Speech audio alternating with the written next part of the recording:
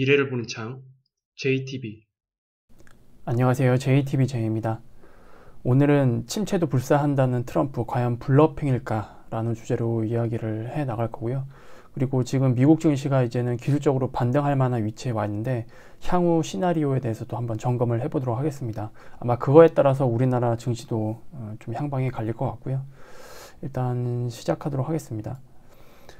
트럼프 풋을 일단 기대를 했어요. 왜냐하면 트럼프가 증시에 좀 신경을 많이 쓰는 편이다라고 알고 있었기 때문에 트럼프 풋 나오지 않을까라고 이제 증시는 기대를 했지만 그걸 다 무시해버렸죠. 오히려 침체 불사 발언으로 추가 급락이 나왔습니다. 일단 지금 대표적인 내용들을 살펴보면 관세가 경기를 결국 부양하게 될 거다라고 이야기를 했고요. 그리고 지금은 미국 경제의 전환기이자 또는 과도기이다. 이거는 시간이 걸리는 작업이다라고 이야기를 했습니다. 그리고 관세 불확실성은 다음 달 해소될 것이다. 요거는 백악관에서 이야기를 한 겁니다. 이 위에 두 이야기는 트럼프가 직접 이야기한 거고요. 일단 첫 번째 문장을 보면 관세가 경기를 부양하게 될 것이다. 좀 이해가 안 되잖아요. 왜냐면 관세는 오히려 경기 둔화 쪽으로 가게 되는 그런 이슈거든요. 근데 이거를 보면은 과도기자 전환기인데 이게 좀 시간이 걸린다라고 이야기를 하고 있어요. 그래서 저는 이거를 이제 어떻게 판단을 했냐면 이미 저번에 결론은 다 말씀을 드렸어요. 결국 이거는 이제 금리 인하, 금리를 낮추는 거 이쪽으로 지금 포커싱이 되어 있다라고 저는 생각을 하고 있습니다. 그래서 정리를 해보면 또 다시 돌고 돌아서 결국 모든 거는 이제 재정 건전성과 이자 비용 부담과 관련되어 있을 거다. 이렇게 보시면 될 것 같고요. 트럼프는 이제 현재 투자, 소비 심리를 의도적으로 위축시키고 있죠. 그리고 침체 발언도 역시 저는 의도된 거라고 저는 생각을 합니다. 일단 기존 정책으로는 추가적인 디스인플레이션이 어려웠었습니다. 그래서 결국 경제활동 주체들이 경기 침체 공포를 가져야 돼요. 그래야 이 심리를 잡을 수가 있거든요. 결국 뭐 어느 정도의 리세션은 필요하다. 왜냐하면 인플레이션을 완전히 뿌리 뽑는 거는 경기 침체밖에 없거든요. 그래서 아마 트럼프도 그거를 잘 알고 있을 거고요. 다만 통제 불가능한 경기 침체보다는 의도된 경기 침체 그리고 통제 관리 이거를 좀 자신하고 있는 그런 모양새입니다. 물론 결론이 어떻게 날지는 뚜껑을 이제 나중에 열어봐야 알겠지만 일단 지금은 그래요. 그래서 어쨌든 트럼프 정부는 인플레이션과 싸움을 완전히 끝내고 싶어 합니다. 왜냐하면 이게 컨트롤 되지 않으면 트럼프가 하려는 모든 정책은 다 스톱된다고 말씀을 드렸잖아요. 그래서 일단 선제적인 과제라고 보시면 될 것 같습니다. 바이든도 솔직히 이것 때문에 대선에 실패한 것일 수도 있어요. 인플레이션 때문에. 일단 현재 상태를 보면 조금만 부양시켜도 인플레이션 우려가 다시 수면 위로 올라옵니다. 그리고 연준의 통화 정책이 또 가로막히겠죠. 이게 막 반복되겠죠. 그러면은 지속 가능한 정책을 실현할 수가 없습니다. 어쨌든 코로나 이전 상태로 돌려야 돼요. 금리 수준을. 그래서 이 정도 수준까지 되돌리기 위해서는 경기 둔화 반드시 필요하고요. 또는 극심한 침체 공포도 필요할 수 있습니다. 왜냐하면 이런 것들이 이제 결국 다 심리에 영향을 미치기 때문에 경제는 심리가 가장 중요하잖아요. 결국 이 심리를 잡아야 되는 게 관건인데 지금 연준의 어떤 통화 정책만으로는 심리를 잡을 수 없습니다.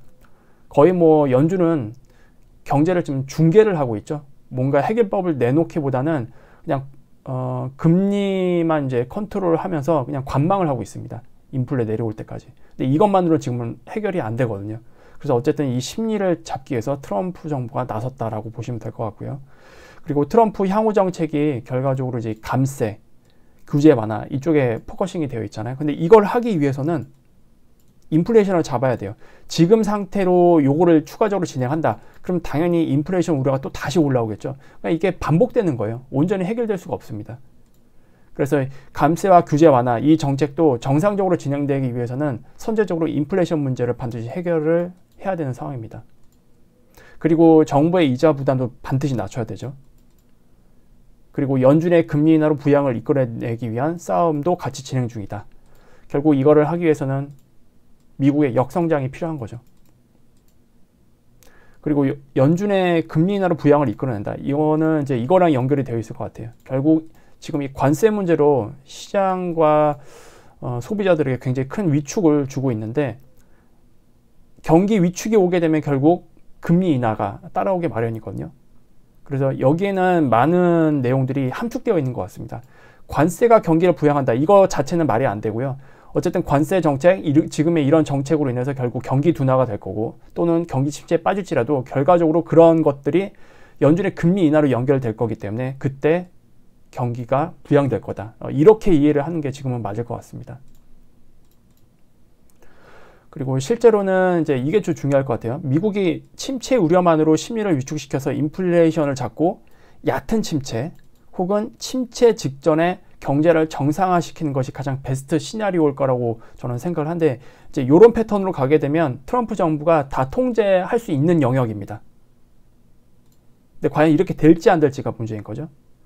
그리고 지금 이제 심리가 어떻게 바뀌어 가고 있는지 보면은 이제 클리브랜드 연은의 나우 캐스팅입니다. 인플레이션 나우 캐스팅을 보면은 일단 오늘 밤에 발표할 거는 요거예요. 대충 0.2에서 0.3 나오거든요. MOM 기준으로. 그리고 PC 같은 경우에는 0.2로 나옵니다. 요거는 이제 이달 말에 발표할 거죠. PC 쪽은. 근데 우리가 주목해야 될 부분은 이제 요거예요. 3월 달 거. 3월 달 거는 지금 계속 지금 데이터가 수집되고 있습니다.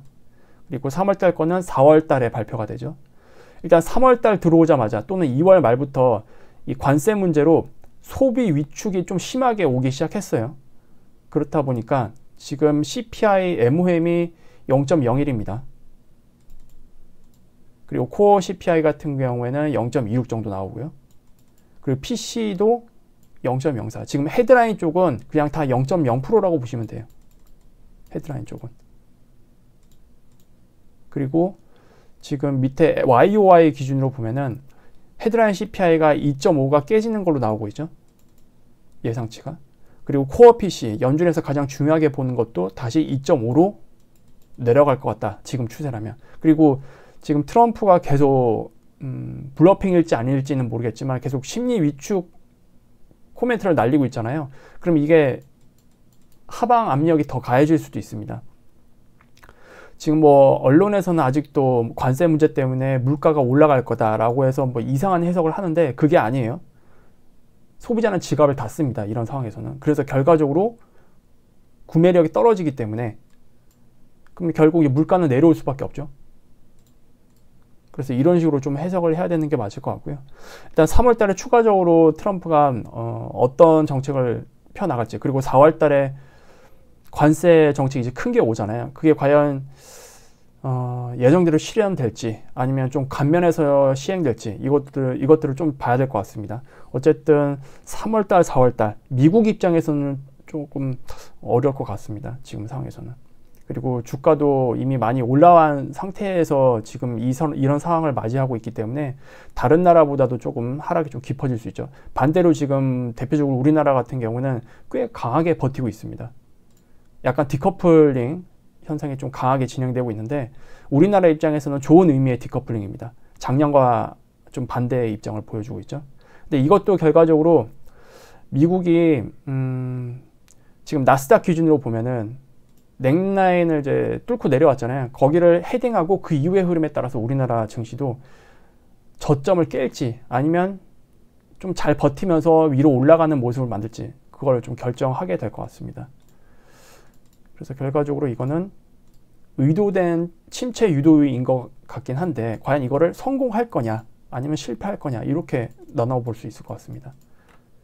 만약에 성공한다라고 한다면 통제 가능한 수준의 뭐 얕은 경기 침체 정도까지는 가능할 것 같아요. 근데 이렇게 유도하다가 갑자기 어느 시점에 통제 불능의 상태로 빠지게 되면 이거는 그냥 하드랜딩으로 딱 박혀버리거든요.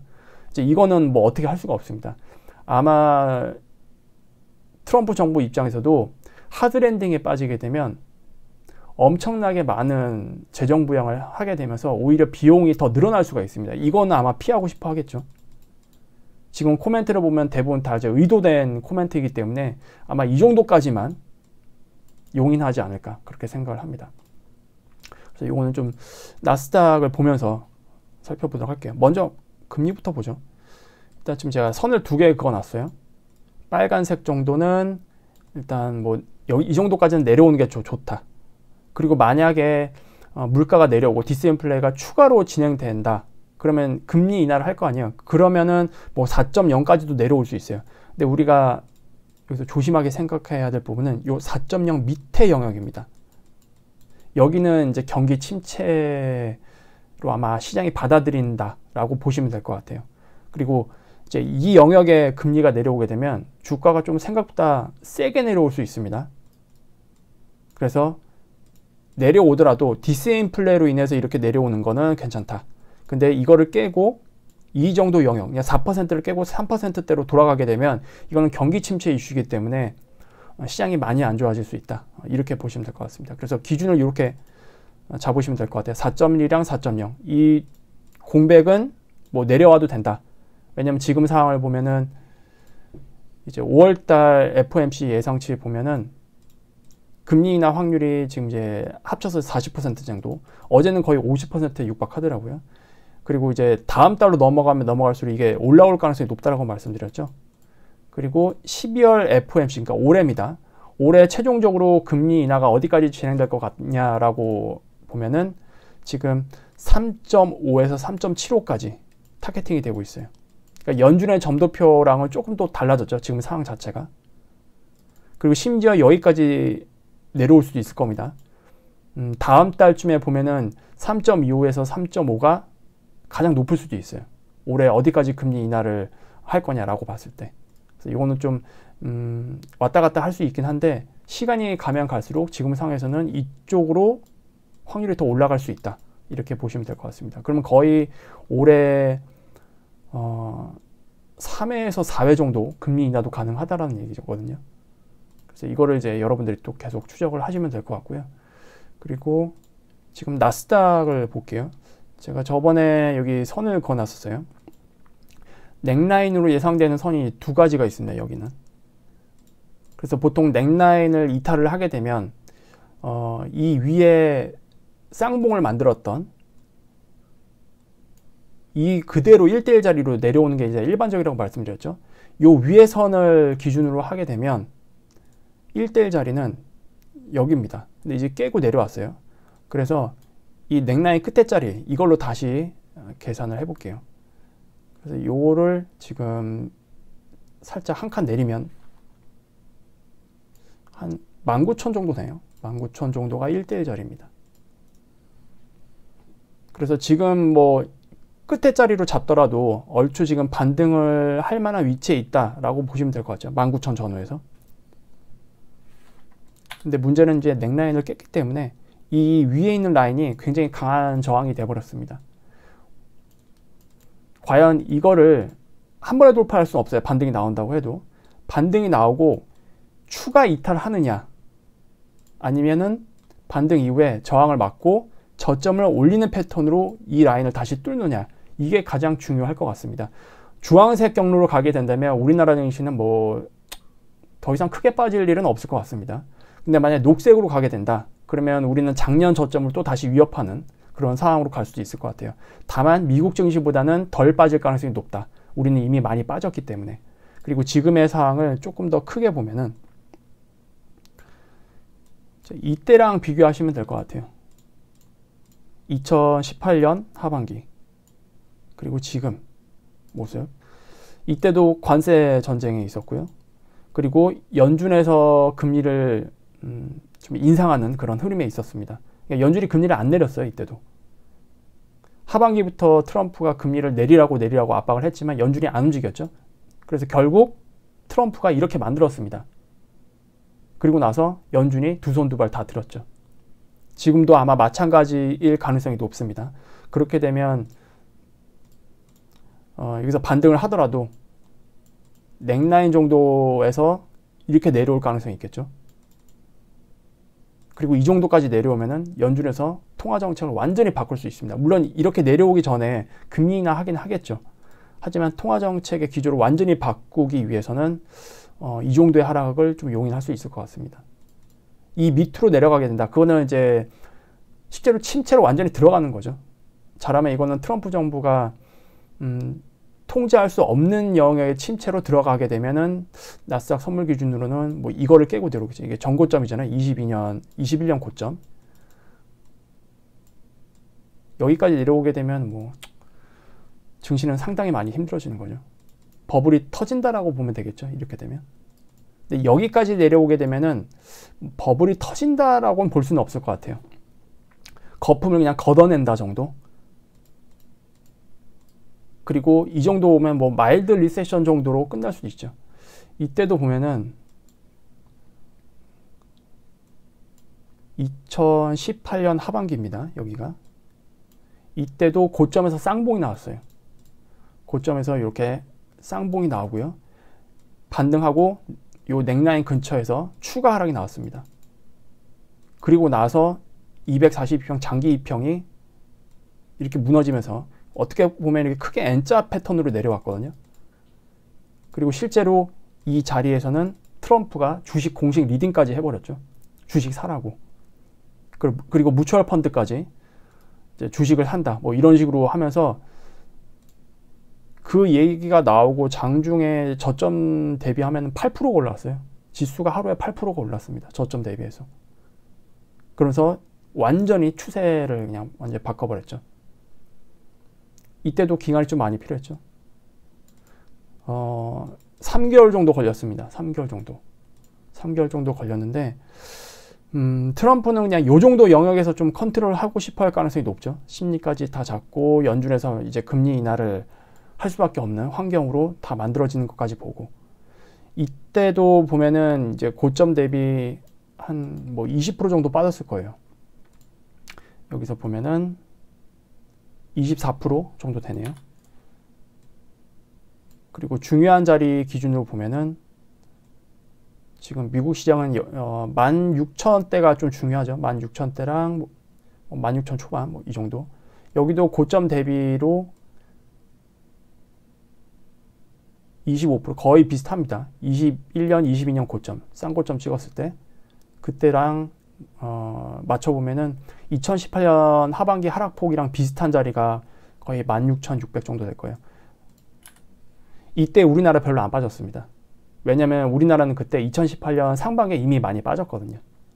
그래서 이때랑 좀 비교를 해보면 2018년 때랑 우리나라는 물론 여기서 이제 추가 하락이 나오긴 나오겠죠. 미국 시장이 뭐 이런 식으로 빠진다고 한다면. 하지만 미국 시장에 비해서 상당히 잘 버틸 것으로 예상을 합니다. 그리고 지금 흐름을 보면은 지금 미국 시장에서 자본이 빠져나와서 지금 다른 국가로 흘러가고 있는 모양새거든요. 이거는 미국이 아직 경기 침체를 맞닥뜨리지 않았기 때문입니다. 미국 시장에서 경기 침체가 나오게 되면 그건 뭐 어쩔 수 없어요. 글로벌리하게 다 빠질 겁니다. 하지만 미국 시장 대비해서 잘 버틸 가능성이 상당히 높다라고 보시면 될 것 같아요. 다시 한번 2018년 때 얘기를 또 해드리자면, 이때 QT 종료했습니다. 이때 QT 종료하고, 그리고 아마 2019년 때 금리 인하가 시작됐을 겁니다. 아마. 그래서 경기 둔화 정도로 막 끝났어요. 이때 하락이 고점 대비 24%, 25% 하락하긴 했지만 이때 흐름에서는 경기 침체가 아니라 경기 둔화로 끝났습니다. 그래서 트럼프는 이때 당시를 다시 회상하면서 비슷한 흐름을 유도할 가능성이 높지 않을까. 다시 한번 심리를 다 잡고 의도적인 하락을 만든 다음에 이제 연준에서 금리 인하 그리고 QT 종료까지 다 이끌어낸 다음에 부양할 수 있는 환경이 만들어지면 그때 다시 증시를 부양시키려는 그런 모습을 보여주지 않을까, 그렇게 생각을 합니다. 뭐 그래야만 트럼프가 하려고 하는 정책도 할 수 있고요. 어쨌든 지금 다 비용에 대한 문제입니다. 비용에 대한 문제, 이거를 해결해야만 트럼프 정부도 남은 그 임기를 성공적으로 마칠 수 있겠죠. 그래서 그런 과정으로 지금은 일단 보시면 될 것 같습니다. 그래서 미국 증시 입장에서는 3월달, 4월달 여전히 좀 힘들 가능성이 높다라고 보시면 될 것 같고, 만약에 반등이 넥라인까지 강하게 나온다고 한다면 거기는 좀 현금 비중을 높여야 되지 않을까라는 생각을 하고 있어요. 그거는 우리나라 증시도 아마 비슷하게 봐야 될 것 같습니다. 다만 반등이 나올 때 우리나라 증시가 얼마나 가파르게 좀 올라오는지, 그거를 보면서 상대 강도를 여러분들이 책정을 하셔서 향후 흐름이 어떻게 될 건지 그 부분도 좀 고려해서 투자 전략을 짜시는 게 맞지 않을까 그렇게 생각을 합니다. 그래서 오늘은 이렇게 마무리 짓도록 하겠고요. 다음에 더 좋은 영상으로 찾아뵙도록 하겠습니다. 감사합니다.